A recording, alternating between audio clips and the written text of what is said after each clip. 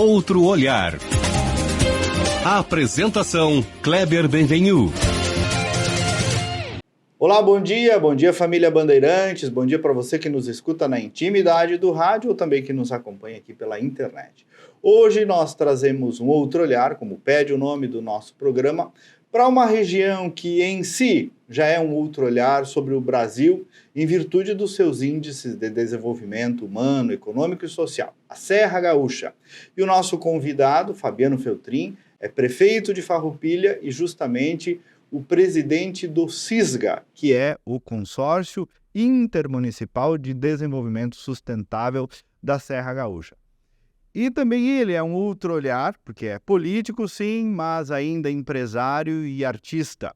O nosso programa não é um programa de perfil pessoal, mas nós vamos também desvendar um pouco esta experiência de um empresário e de um artista no setor público.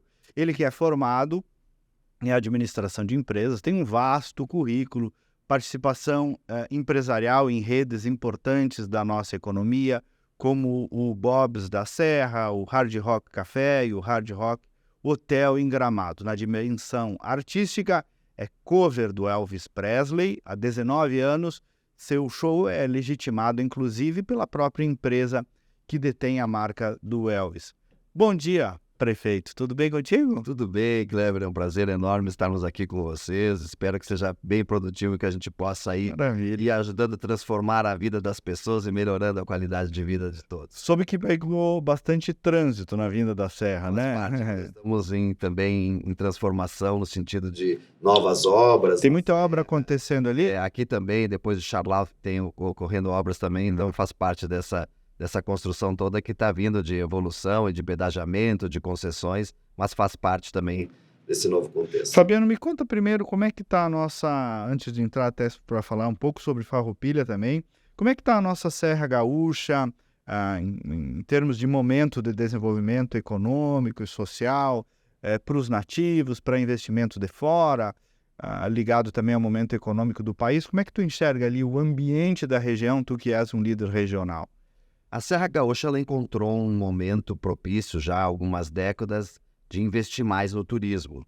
E essa situação ela se consolidou no mês de julho esse ano, e eu fazia essas previsões no final de 2022 de que provavelmente o inverno de 2023 seria o melhor momento da história da Serra Gaúcha. Isso se concretizou no momento então que pela primeira vez a cidade de Gramado, por exemplo, passa a cidade do Rio de Janeiro em termos de turismo. Claro, a gente tem que avaliar que é a baixa temporada do Rio e a alta temporada nossa aqui. Mas esse é um dado relevante. A primeira vez a gente nunca esquece quando passa, né? Então, foi bastante importante aí esse contexto todo de que a gente tem essas informações de que 62% das pessoas que chegam no aeroporto de Porto Alegre se dirigem a Gramado, uma parte delas vão também, ficam lá 5 dias em Gramado, vem um dia Bento Gonçalves, também melhora aquela região da uva e do vinho, que é a outra parte da Serra Gaúcha. Então, a gente está vivendo um momento bastante interessante. Os empreendimentos que vêm chegando, eles são de altíssimo nível, de primeiro mundo, marcas consolidadas e também empreendimentos internacionais com milhões e milhões de investimentos. Então, a gente está vivendo um novo cenário de turismo na Serra Gaúcha, que é um cenário profissional, não tem mais lugar para amadores, nem para te botar um restaurante. É algo muito profissional e que tem dado um resultado muito bom, e isso agora vai transferindo para as outras oportunidades, como vamos pegar a Caxias do Sul, que é a maior cidade da Serra Gaúcha, a segunda maior do estado, mas é a capital da Serra Gaúcha, que a gente sempre comenta. Também está chegando uma parte desse turismo que tem se consolidado também, cada um com as suas fortalezas, com as suas virtudes. Mas a Serra Gaúcha como um todo, através de Gramado e Canela, que são mais amadurecidos turisticamente, e Bento Gonçalves, que também já considera uma cidade amadurecida turisticamente, e agora a região como Garibaldi, Barbosa, Farroupilha, Flores da Cunha, Caxias do Sul, vem aproveitando esse momento também. Fabiano, e as prefeituras e empreendedores definitivamente parece que amadureceram nesse consorciamento necessário para entender o turismo, né? Sim, sabe que... Coisa que não era tão comum há uns anos atrás, né? É porque cada um olhava o seu próprio município, não trabalhava a região. Quando você trabalha a região, você consegue ter um resultado que todo mundo explora, né? As pessoas que vêm do São Paulo, do Norte, do Nordeste, ou seja, dos grandes centros, eles acabam vindo para a Serra Gaúcha. Ele está lá em Bento Gonçalves fazendo uma selfie, dizendo, olha aqui, pessoal, estou em Gramado, né, na Maria Fumaça. Na verdade, ele está em Bento. Então, isso é natural. Então, quando a gente soube trabalhar isso regionalmente, e com a minha presidência na MESN em 2021, a MESN é a Associação dos Municípios da Encosta Superior da região nordeste do estado, então que também é da Serra. E agora, como presidente do consórcio, a gente trabalhou muito essa questão da integração dos municípios e a participação efetiva no turismo, que é o que vai dar um resultado futuro para as próximas gerações, inclusive de renda. Então, a gente tem avançado muito sobre isso. Então, essa parte de pensar no colegiado melhorou a performance e é um resultado que a gente vem aproveitando, claro, os resultados de Gramado, mas também trazendo novas opções. Porque aquilo que Gramado fazia no passado, que foi a primeira cidade a decorar do Natal, essas questões mais temáticas, todos nós já fazemos. Né? Eu até depois tenho uma brincadeira para te contar, e quando eu quis decorar a cidade de Farroupilha, antes que Gramado na Páscoa, mas depois te conto essa brincadeira. Muito bom. E, prefeito, vamos falar da nossa Farroupilha. Farroupilha é uma cidade que, mais ou menos, todo mundo conhece, já tem um referencial, mas eu quero atualizar o nosso telespectador da Band, aqui da Grande Porto Alegre. Como é que está a cidade? Também, nós estamos falando de turismo, né? O potencial turístico, especialmente ali da tua cidade, né? Eu sei que tem o turismo de compra ali das malharias, a famosa Romaria do Caravaggio. Me fala um pouco aí da tua cidade, então. Sabe, Kleber, que as potencialidades de Farroupilha, ela vai transcender, inclusive, a região, porque é um potencial muito grande. Nós temos uma área territorial, por exemplo, maior que Bento Gonçalves, que tem o dobro da nossa população. Esse já é um ponto importante. Nós somos o segundo maior município da Serra Gaúcha em área territorial e o terceiro em população. Nós temos, logicamente, o turismo da fé, que a gente recebe mais de 1 milhão de pessoas todos os anos que vêm por esse conceito. E ele é a terceira maior do país, né? A maior dos estados do sul, em termos de romaria. E nós temos os centros de compras. Eu costumo dizer que nós temos que fomentar mais, que nós somos a capital da moda do inverno. Inclusive, estamos registrando essa marca, né? E somos, sem dúvida, sem nenhum receio de dizer que é a melhor cidade para se comprar confecções, malhas. Nós temos as melhores grifes desse segmento e temos shoppings de atacado e de varejo. Então, uma cidade do porte de Farroupilha ter todo esse conceito de compras é realmente magnífico. E nós temos também outras questões relacionadas às belezas naturais e somos o berço da imigração italiana no Rio Grande do Sul. Então, tem muitas potencialidades. Mas esse trabalho que a gente vem desenvolvendo e que contamos com vamos dizer assim, com o meu currículo particular como um empresário do turismo, nós fizemos convênios com as grandes agências e colocamos Farroupilha à venda em todo o país. Isso já em 2 anos, nós acabamos dobrando as receitas advindas do turismo. O que é as receitas advindas do turismo? Os restaurantes, os hotéis, né? As receitas que vêm... Teve essa ativação maior nacional de interlocução e venda da cidade. Isso. E também aproveitando as nossas festas, né? Por exemplo, o Intrai, que é o Encontro das Tradições Italianas, e a FENACIV, nós tivemos recordes de público, que são os nossos 2 maiores eventos. A FENACIV é grande também. Isso. E também nós temos uma grande potencialidade, que nós somos o maior produtor de uva moscatel do país. Não sabia. Então nós temos o Festival do Moscatel. E criamos, na pandemia, o Festival do Moscatel Garden, que veio como um grande sucesso. Ou seja, ele é feito nas vinícolas, na parte interna deles, onde você degusta os espumantes com todas as marcas, né? Não é só daquela vinícola, está sediado naquela vinícola, mas tem todos os estandes de todas as vinícolas. Isso virou um sucesso que também já temos vendido para o próximo ano também. Então são muitas potencialidades e Farroupilha, ela está já no mapa do turismo como uma cidade que vem também aproveitando as datas temáticas como Páscoa, Natal e outras questões relacionadas ao comércio e o embelezamento. Quando você passa pela RS, você vê grandes Papai Noéis e grandes decorações e chama a atenção, as pessoas começam a entrar dentro da cidade e realmente está tão bonita quanto as cidades que já estão mais amadurecidas turisticamente. Me conta um pouco, prefeito, da tua gestão, né? Tu foste vice-prefeito entre 2009 e 2012 e agora prefeito. Como é que está sendo? O que tu tens feito? Qual é o desafio aí principal de gestão mesmo, de cuidar da cidade? Bom, para mim era um compromisso muito grande por conta de ser um empresário reconhecido, né, pelas distinções, pelos prêmios. Então, tem um compromisso também de você colocar um nível de gestão diferenciado. Então, nós fomos talvez um dos poucos municípios, dos 497 municípios gaúchos, de fazer o enxugamento da máquina pública. Nós saímos, Kleber, de 14 estruturas para 9, hoje tem 9 secretarias. Para um município de 75 mil habitantes, é bem pouco 9 secretarias. Qualquer município com metade desses habitantes tem mais de 10. Então, nós temos um enxugamento de número de CCs que varia entre 20% e 30%. E nós, no contexto todo de pessoal, nos primeiros anos, nós fizemos uma economia somente de pessoal, sem outras questões, em torno de 40 milhões de reais, dados contábeis. E esses 40 milhões de reais viraram obras. Então, hoje nós temos o maior volume de obras da história de Farroupilha.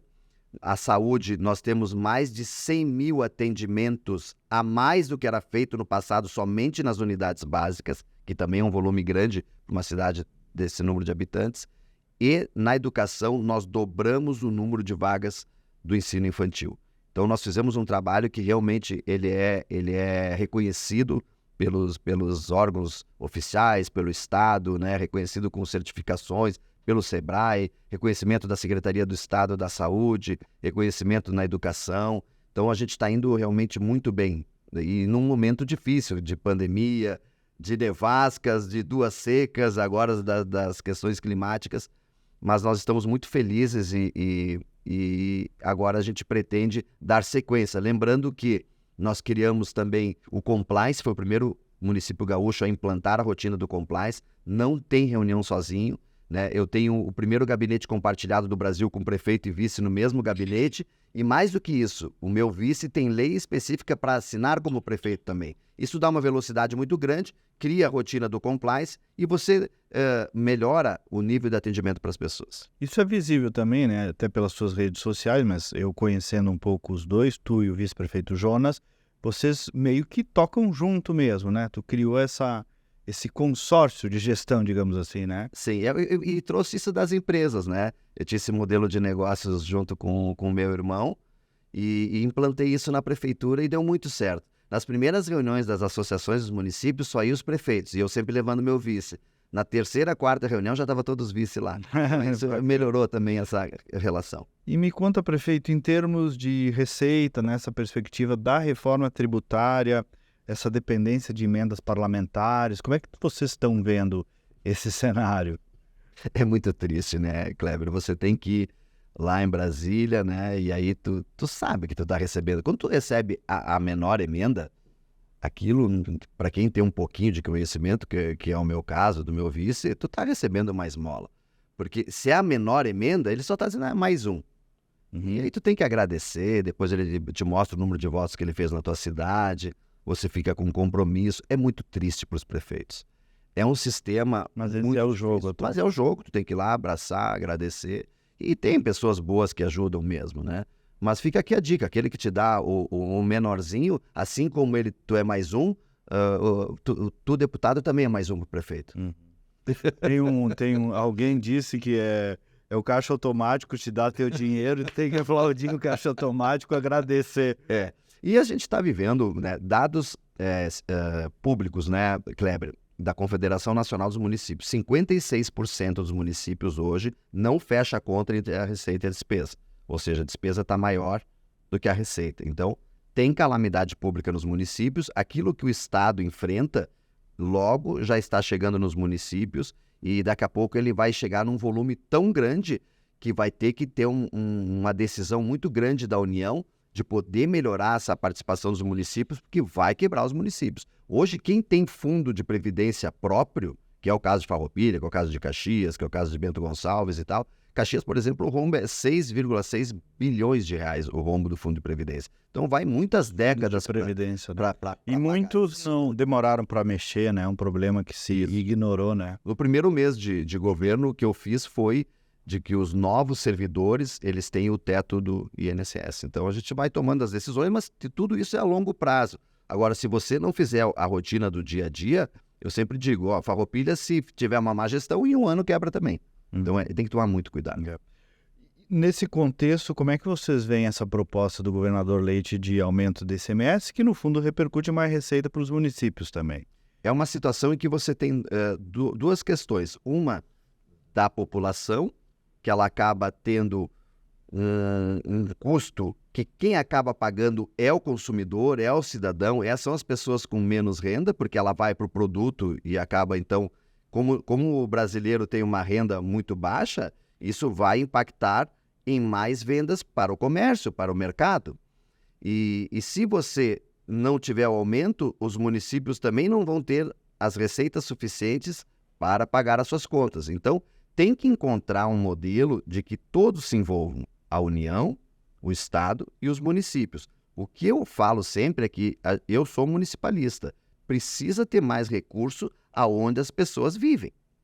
Né? E da maneira como está indo, a gente cada vez recebe mais atribuições. Você assume uma escola do Estado, você assume um serviço do Estado, você assume uma estrada do Estado e cada vez menos recursos. Essa conta não fecha mais. Então vai ter que ter uma união muito grande e nós dependemos muito dos deputados federais e dos senadores para que ajudem nessa pauta. Então isso é fundamental. Ninguém quer aumento de impostos, porque isso acaba afetando, como eu digo, as pessoas no todo. Mas nós vamos ter que encontrar um modelo para que se pague as contas, porque quando começa a quebrar o Estado e quebrar os municípios, isso reflete muito fortemente na economia, que daí aqueles que não querem pagar, se fizerem as contas, era melhor ter pago. Então é difícil explicar isso numa entrevista tão rápida, mas a gente é contra impostos, aumento de impostos, mas nós vamos ter que ter mais subsídios e recursos da União para os municípios. Vamos falar um pouco dessa tua dimensão de empresário, Fabiano, e o que levou um empresário a ingressar na política, né? Fala um pouco do Hard Rock Café, que é um símbolo gigantesco, mundial, né? Que está sob a tua gestão, do Hard Rock Café, do Hard Rock Hotel em Gramado, que está sendo lançado, também do Grupo Feltrin. Nos conta um pouco desta tua dimensão original aí. O Grupo Feltrin, ele nasceu muito pequeno, de uma ideia do meu irmão Giancarlo, que a gente iniciou com automóveis, de revenda de carros usados mesmo, né? E depois representante de uma concessionária Ford de Caxias, em Farroupilha. Depois nós acabamos comprando uma concessionária em Bento Gonçalves, ampliamos até que nós nos tornamos o maior distribuidor Ford do interior do estado e depois o maior distribuidor Ford do estado. Nós tínhamos Bento Gonçalves, Gramado, Caxias, caminhões, tinha uma série de Farroupilha. E nós também levávamos sempre em paralelo uma imobiliária, uma pequena construtora e uma imobiliária. E esses dois segmentos, eles foram muito bem, até que em 2007 a gente se desfez das concessionárias. E aí nós criamos, de fato, o Grupo Feltrin para que ele pudesse ampliar em outros segmentos, né?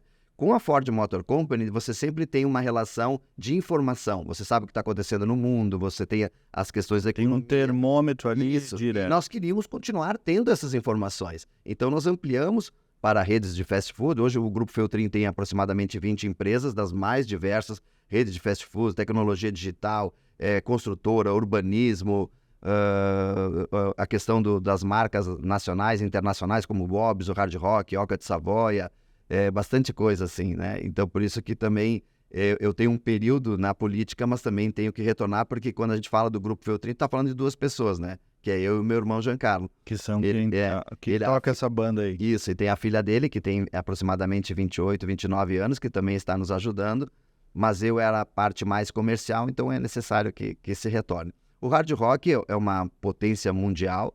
Nós iniciamos com o Hard Rock Café. No primeiro ano, nós nos tornamos a maior unidade do Brasil. O segundo ano, a maior unidade da América do Sul. O terceiro ano, a maior unidade da América Latina. E, a partir do quarto ano, a gente desponta entre as maiores do mundo e viramos centro de treinamento para o mundo. O que é centro de treinamento? Quando você treina um funcionário, você tem que mandar para os Estados Unidos ou para a Europa. Hoje, eles vêm treinar aqui. Então, nós somos uma unidade top. Com isso, também chamou a atenção da marca, que tem hoje os cafés, os hotéis, os cassinos e as arenas de shows. Chamou a atenção deles e nós, então, em conjunto com outros empresários, com outras empresas, estamos trazendo o maior empreendimento turístico brasileiro, que é o Hard Rock Hotel Residência Club Gramado, com 858 quartos, uma vila gastronômica de 16 empreendimentos e um mall a céu aberto, assim. Vai ser um maior empreendimento da história aí do Brasil e de Gramado, logicamente. Em que pé está isso, Fabiano? Qual é o momento desse projeto? Nós já estamos trabalhando nisso há aproximadamente 7 anos. Agora, então, com a área comprada e já iniciando as construções. Lá em Gramado. Lá em Gramado. E onde é que vai ser? Ela é... Quando você vem por Caxias do Sul, Pro lado direito tem o condomínio do Golden Lagueto. Certo. Ele fica pro lado esquerdo, então, de quem está indo para Gramado, quem vem de Caxias do Sul. Então é na beira do asfalto, 14 hectares. E esse empreendimento, então, agora iniciou as vendas também. Temos uma loja na Borges de Medeiros, que as pessoas podem comprar um multipropriedade. Você tem uma cota de uma semana ou de 2, você tem uma escritura pública desse teu pedaço do apartamento, ou você pode ter também comprar um inteiro, digamos assim. Exclusivo. Mas esse empreendimento, então, tem outras questões relacionadas à arena de shows, estacionamentos, 16 empreendimentos dentro desse mall. Então, é um negócio bastante grandioso. Quando é que vocês imaginam entregar? A primeira fase, no início de 2028.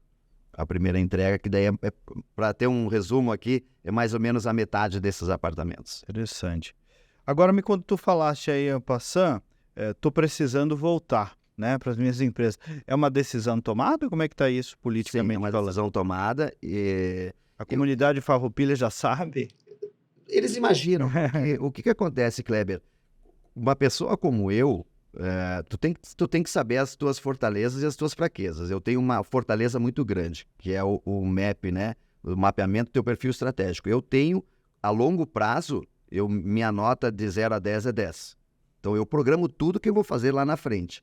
Então, eu já, sabendo disso tudo, coloquei o meu vice dentro do gabinete, está preparado para isso, tem todas as condições, tem a motivação necessária, inclusive, que é importante, a gente tem que querer ser também, né? Tem alguém te colocar lá. Então, esse projeto já está definido, né? De que o meu vice, que não é do meu partido, né? Que é do MDB. Que é do MDB, dá sequência no projeto, então, junto dessa união de esforços. E tu és do Progressistas. Exato. Isso não significa, ou sim, engavetar a tua participação política, por exemplo, a 2026, porque hoje tu te transformaste também num nome estadual, né? A tua dimensão política ampliou para além de Farroupilha. Isso significa colocar na gaveta definitivamente a política ou não estarás aberto aí para as novas possibilidades? A política está dentro de mim, né, Kleber? Eu nasci, o meu melhor amigo era o filho do prefeito Majone. O Majone foi 3 vezes prefeito de Farroupilha, é considerado até hoje como o melhor prefeito da história que teve lá. Então, eu nasci vivendo tudo. Ele me colocava numa caravana e ia ver as obras. Posteriormente, eu tive uma ligação muito forte com o Darcy Posa de Bento. Grande figura. Também, várias vezes deputado federal, várias vezes prefeito, também considerado o melhor prefeito da história de Bento Gonçalves. Lógico, o Bazin também chegou no ciclo dele, que é a minha admiração política.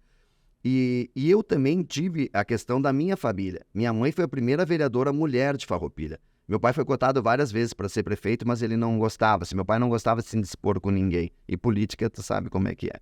Então, eu tenho isso muito claramente, que se for a minha missão de ir para deputado, de ir para senador, de ir para governador, eu não tenho receio nenhum.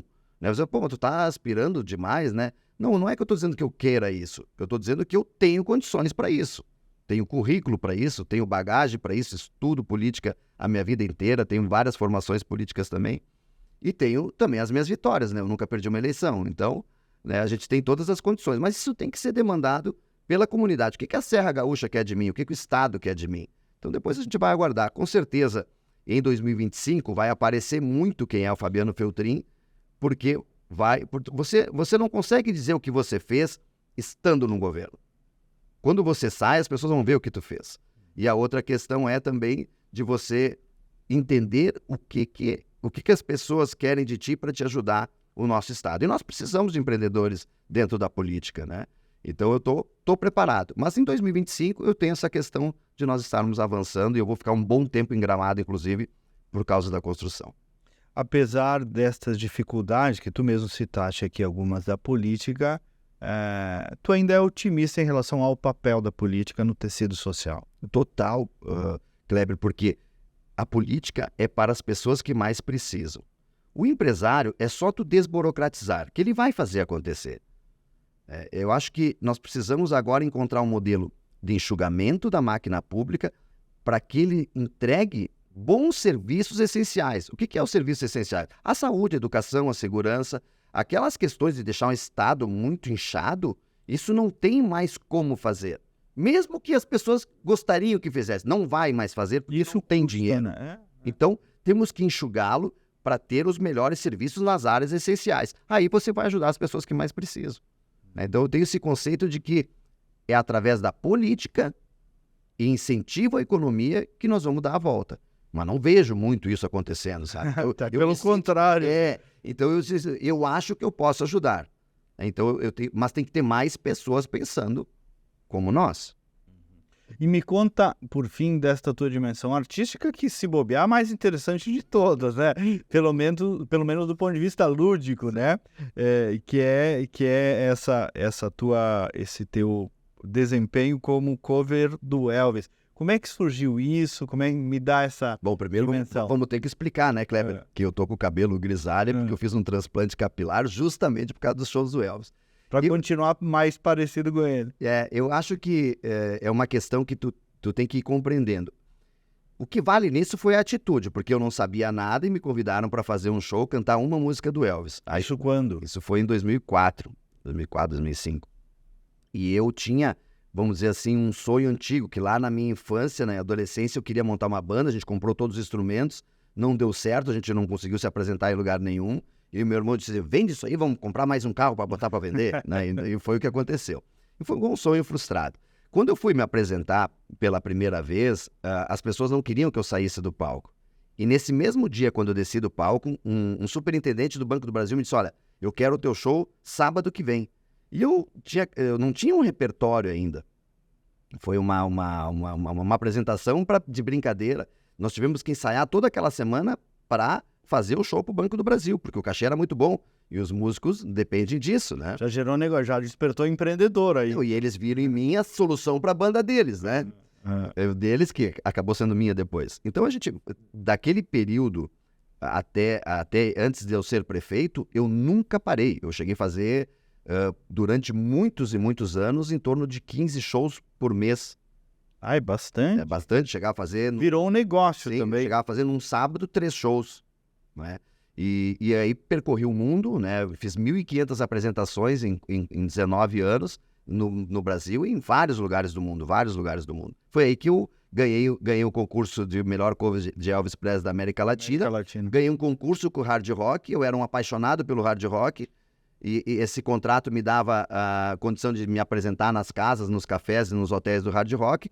Como é que faz para levar esse negócio pro Brasil? Como as coisas se misturam, né? O político, o artista, o empreendedor. Foi. O Bob's foi igual. Eu fui fazer uma convenção do Bob's no Rio de Janeiro, conheci a marca, mas como é que não tem isso na Serra Gaúcha, né? Aí depois falei com o presidente, digo, olha, eu sou empresário, então, não sabia e tal.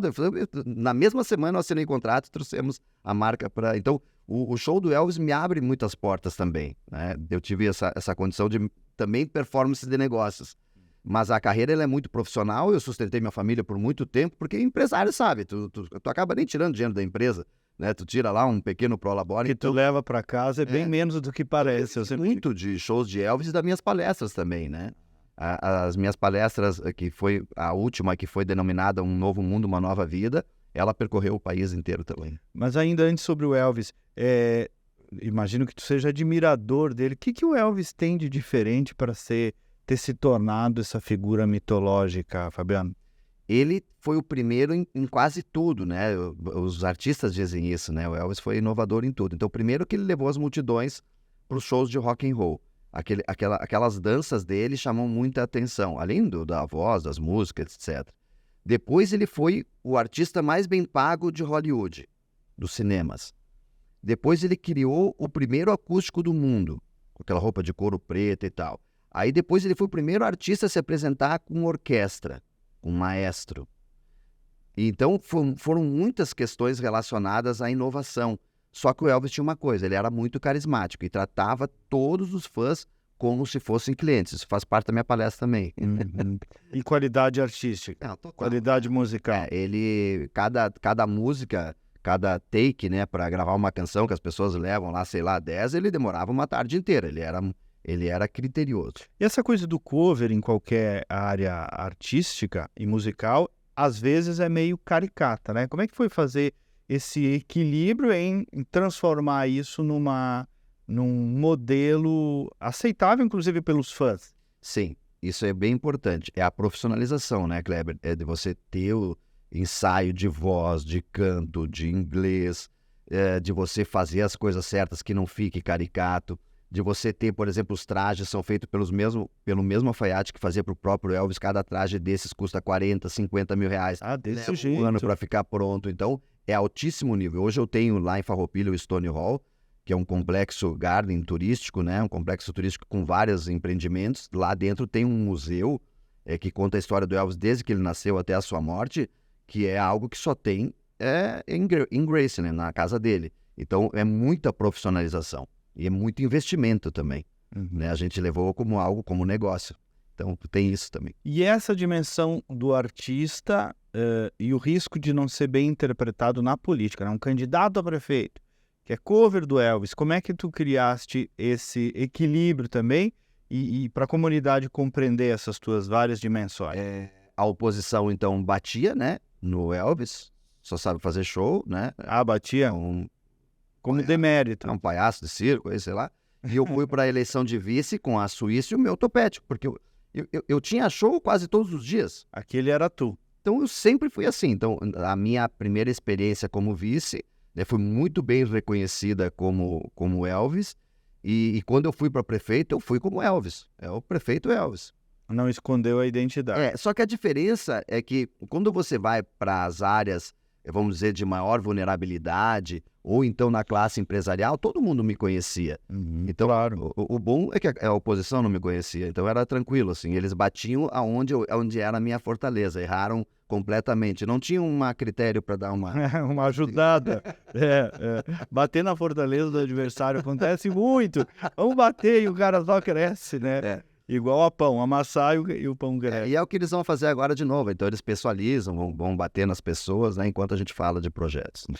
Escuta, para concluir, essa tua dimensão aí do palestrante, do mentor, né, do coach, como se queira chamar isso hoje, também é um serviço que tu... Veja, nós estamos falando aí de várias dimensões, por isso que eu fiz questão de te convidar, né, porque acaba que o perfil do político meio que também, como em qualquer área, se adequa dentro de um padrão e tu tem essas várias dimensões e tem esta também do mentor, do conselheiro, do coach, como é que é isso? É que assim, ó, Kleber, quando você usa a tua vida para coletividade, as coisas te beneficiam. Eu fui presidente da Associação Brasileira dos Distribuidores Ford, Comitê de Vendas e Marketing, e aí a gente colocava informação para todo mundo. Quando eu vim para outro negócio, por exemplo, de redes de fast food, eu fui no McDonald's, eu fui no Burger King, eu queria saber como é que funciona, deixa eu entrar, deixa eu entender, né, para saber. Ninguém me deixou entrar. Quando eu coloquei a Rede Bob's, então eu criei modelos de mentoria para que as pessoas tivessem acesso a essas informações.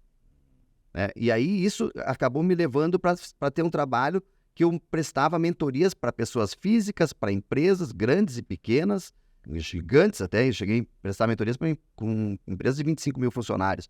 E também atendi uma pessoa que queria colocar o seu primeiro negócio. Mas o que era isso? Eu criei o Mentory Day. Então, tu ia em todas as minhas empresas, então, loja de tinta, hambúrguer, imobiliária, construtora, rede nacional, internacional, a gente mostrava tudo num dia. Né? E o que é isso? Você coloca as informações para as pessoas que estão disponíveis, na verdade. Se tu for pesquisar, tu encontra as informações. Só que tu está em loco, mostrando como funciona, diferente. Qual o padrão. Porque o padrão das grandes redes internacionais podem e devem ser colocados no X da esquina. Se você levar os padrões a sério, gestão, né? É gestão. Né? Nós temos aqui, por exemplo, em Porto Alegre, que eu cito como exemplo, o Cachorro do Rosário, né? Que virou uma franquia, né? E tudo isso são situações em que tu pode fazer do teu negócio pequeno ficar grande, porque todos os negócios iniciaram pequeno. O maior empregador hoje de Farroupilha iniciou num porão, que a gente chama. Hoje ele é o maior empregador de Farroupilha. Então tem essas coisas que a gente quer colocar a informação para todos. Perfeito. É a velha e boa lei da reação, né? Já tão pesquisada. Meu caro, nós estamos em dezembro já, né? Chegando no final do ano, queria ouvir deste mentor, prefeito, artista e empreendedor uma mensagem para o nosso ouvinte, telespectador da Band, sobre a virada do ano, a retomada da energia, né? De cada um de nós. Eu penso, Kleber, que nós teremos um excelente ano em 2024.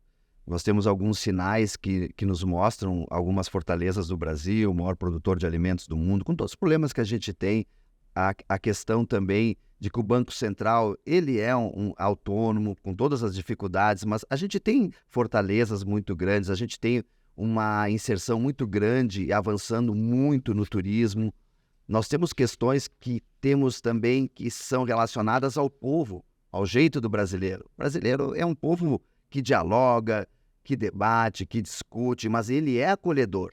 Quando a gente fala de que as pessoas visitam o Brasil e gostam, é porque nós somos um povo que sabe receber.